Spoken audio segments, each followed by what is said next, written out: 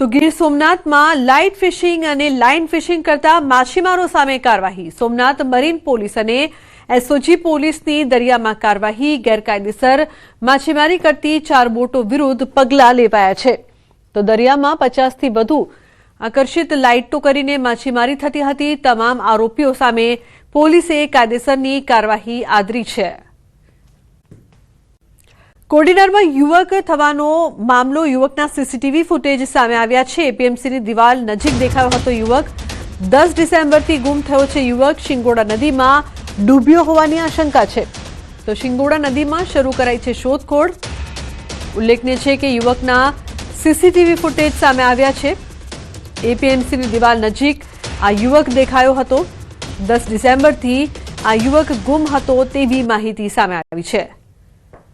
ઉલ્લેખનીય છે કે સીસીટીવી ફૂટેજ સામે આવ્યા છે અને હવે આ યુવકની શોધખોળ કરવામાં આવી રહી છે। શિંગોડા નદીમાં શોધખોળ શરૂ કરવામાં આવી છે। કોડીનારનો યુવક જે ગુમ થયો હતો તેની શોધખોળ થઈ રહી છે। યુવકના સીસીટીવી ફૂટેજ પણ સામે આવ્યા છે। તો 10 ડિસેમ્બરથી આ યુવક ગુમ હતો। એપીએમસીની દિવાલ નજીક આ યુવક દેખાયો હતો। તો હાલ તો શિંગોડા નદીમાં ડૂબ્યો હોવાની આશંકા છે। શિંગોડા નદીમાં શોધખોળ શરૂ કરવામાં આવી છે। અન્ય સમાચાર કચ્છથી। કચ્છના જખૌ નજીક અલવલી નામની પાકિસ્તાની બોટ ઝડપી પાડી છે।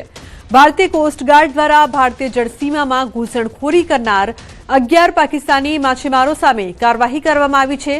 પકડાયેલ તમામ પાકિસ્તાની માછીમારોને પોરબંદર જેટી ખાતે લાવવામાં આવ્યા હતા, જ્યાં જુદી જુદી સુરક્ષા એજન્સીઓ દ્વારા તમામની પૂછપરછ હાથ ધરવામાં આવી હતી। તો પકડાયેલ તમામ 11 પાકિસ્તાની માછીમારો વિરુદ્ધ નવી બંદર મરીન પોલીસ સ્ટેશનમાં ગુનો નોંધવા કાર્યવાહી હાથ ધરવામાં આવી છે। હાલ તમામ આરોપીઓને પોરબંદર એસઓજી ઓફિસ ખાતે લાવીને કાયદેસરની કાર્યવાહી હાથ ધરવામાં આવી છે। આગની ઘટના। ચાંદખેડાના પેલેડિયમ બિઝનેસ હબમાં આગ લાગી છે। બીજા માળે આગ લાગતા અફરાતફરીનો માહોલ છે। ફાયરની 4 ગાડીઓ ઘટના સ્થળે રવાના થઈ છે। બીજા માળે આગ લાગતા અફરાતફરીનો માહોલ જોવા મળી રહ્યો છે। આગ કયા કારણોસર લાગી તે અંગે જાણકારી સામે નથી આવી, પરંતુ ફાયરની ટીમ ઘટના સ્થળે પહોંચી રહી છે। ચાંદખેડાના પેલેડિયમ બિઝનેસ હબમાં આગ લાગતા અફરાતફરીનો માહોલ જોવા મળી રહ્યો છે। તો બીજા માળે આગ લાગી છે। અમદાવાદમાં આગની વધુ એક ઘટના સામે આવી છે। તો ફાયરની ટીમ પહોંચી છે। આગને કાબુ મેળવવા માટે પ્રયાસ કરવામાં આવી રહ્યો છે। અમદાવાદમાં આગની વધતી જતી ઘટનાની વચ્ચે એક વધુ ઘટના ચાંદખેડાના પેલેડિયમ બિઝનેસ હબમાં સામે આવી, જ્યાં બીજા માળે અચાનક આગ લાગી, જે બાદ અફરાતફરીનો માહોલ જોવા મળ્યો।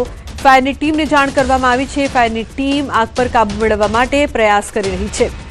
આગ કયા કારણોસર લાગી તે અંગે કોઈ જાણકારી સામે નથી આવી, પરંતુ આગ પર કાબુ મેળવવા પ્રયાસ કરવામાં આવી રહ્યો છે। તો અમદાવાદના ચાંદખેડા વિસ્તારની આ ઘટના છે। દીપિકા જોડાઈ છે ફોન લાઈન પર વધુ માહિતી આપવા માટે। દીપિકા, આગની આ ઘટના જે પ્રકારથી સામે આવી છે, શું વધુ વિગતો, હાલની શું પરિસ્થિતિ?